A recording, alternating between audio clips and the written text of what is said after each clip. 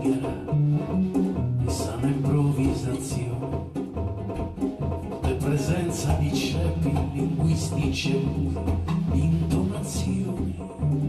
Le donne incalzano metriche con certe danze ossessive, seguendo un vecchio violino che striduli acuto si lascia ascoltare, e con la musica zingara inafferrabile e subdola, non è rumena, ottomana, gitana né indiana, semmai malinconica.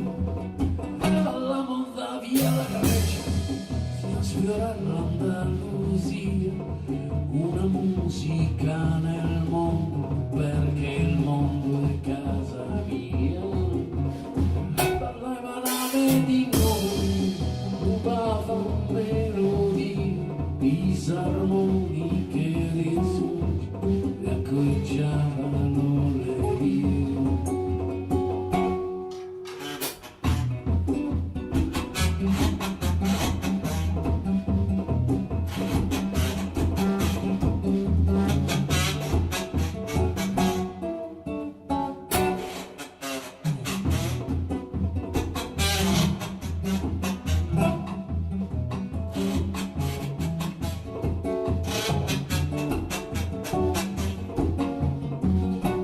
Scuri alle nuvole, in certi chiari di luna, i musicisti gitani ci vendono musica e un po' di fortuna, miscele euro-balcaniche, cadenze da contrabbasso, le cadenza di un valzer, di marce imperiali, magari di un liscio, e con la musica zingara appartiene frio, tutto il suo accento del tempo lontano ancora ci stimola.